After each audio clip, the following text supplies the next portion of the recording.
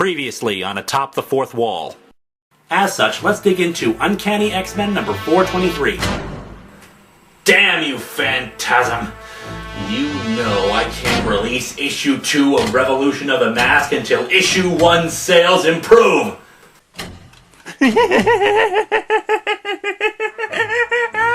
Soon the world will tremble at the mere mention of the name Dr. Insano!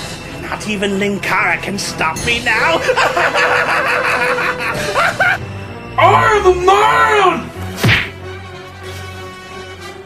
Hey, cool, a Digivice! I don't want to be part of these games anymore. Life is not a game. Dang it, Austin, did you even look at a Bible when you were making this thing? Well, I can understand that you're very upset. I don't think you've ever seen me very upset. Just who are you, anyway? Huh?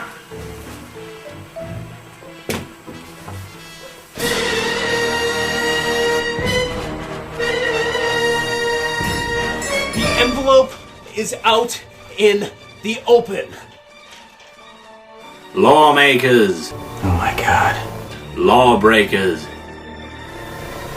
Linkara's a clone. Let us fight them all, why not? And I'm a man!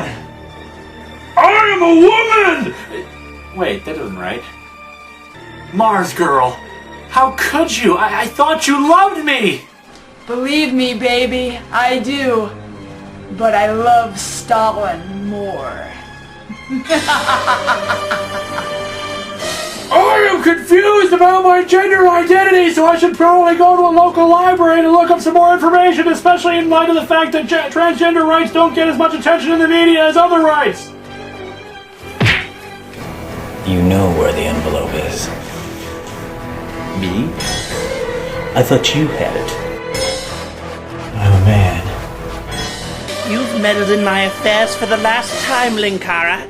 Now you will know the wrath of Dr. Insano! Insano!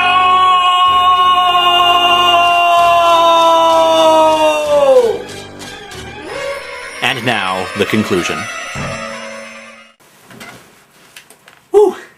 Man, this past week has been something and a half. But enough about that, you saw that already. Hello and welcome to Atop the Fourth Wall, where bad comics burn. Well, we've seen part 1 of Holy War, so now it's time to see how bad part 2 is. So let's dig into Uncanny X-Men number 424. Ugh, this cover is so bland. What is up with this artist and the cheekbones? He makes them so pronounced with the line work that you'd think a human face with just a couple of puzzle pieces snapped together. The perspective work with Wolverine's claws is nice and all, but it's better suited for a different book. And talk about a waste of space. The 3 X-Men are centered in the comic with white space all around them. Why? Why couldn't we have a scene from the book itself? We have another recap page, but the only thing of note here is that it lists Jubilee as the only survivor of the crucifixions from last issue. But wait a second, we all saw that scene and we saw the other team members getting up. The only one who didn't make it was Angelo. Dear sweet Angelo, we hardly knew ye. Well, okay, we didn't know him at all, but then again, considering how we haven't seen any of the other characters reacting to his death, I think it's safe to say that none of them knew him either. We open right where we left off, with the team discovering the basement full of dead mutants. Once again, Nightcrawler is our narrator. In Genesis 28 through 30, the Word of God gives mankind the right of dominion over all beasts of the earth. Looking at me, would you consider me more person or beast? For once, Chuck Austin did actually get the Bible passages right, but frankly those passages aren't nearly as melodramatic as Nightcrawler would have you believe.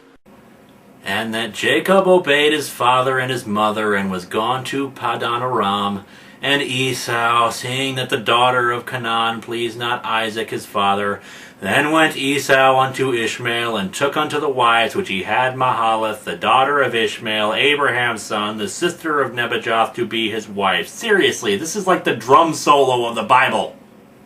Once a people is demonized, thanks for the unnecessary quotation marks, Kurt, equated with something less than, or even not human, then... Hey, wait a second, is that dead guy right there?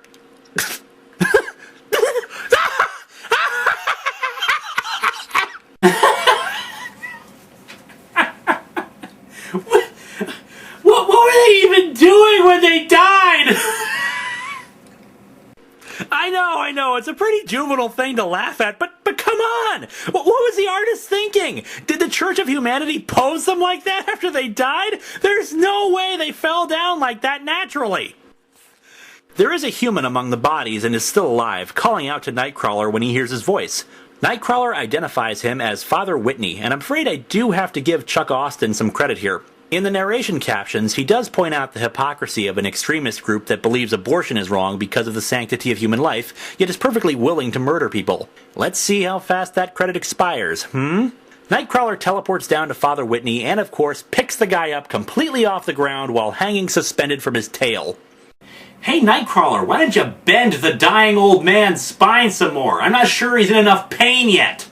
Jean Grey detects more people alive and telekinetically separates them from the dead ones. I don't want to catch anyone on the jagged floors, so instead I'll simply slam them into the ceiling. Father Whitney speaks his dying words, or rather his dying speech. You were right to question, Kurt. You were right to realize that wearing a collar and living in a church doesn't make you closer to God.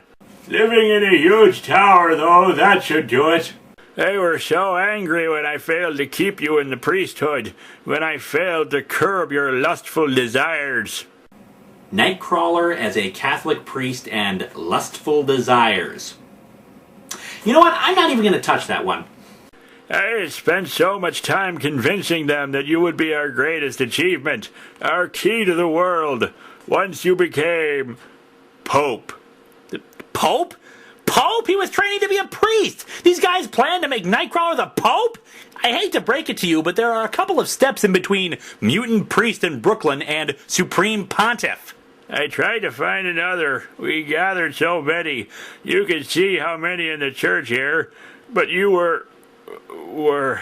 Jeez, this guy is milking his death scene for everything it's worth. They're in Montana, Kurt. They never left. I am so sorry, Kurt. What is this, the long goodbye? Just die already! I was just doing what they told me. I never expected to like you. I never expected to grow fond of Muty. And with that, Father Whitney finally dies.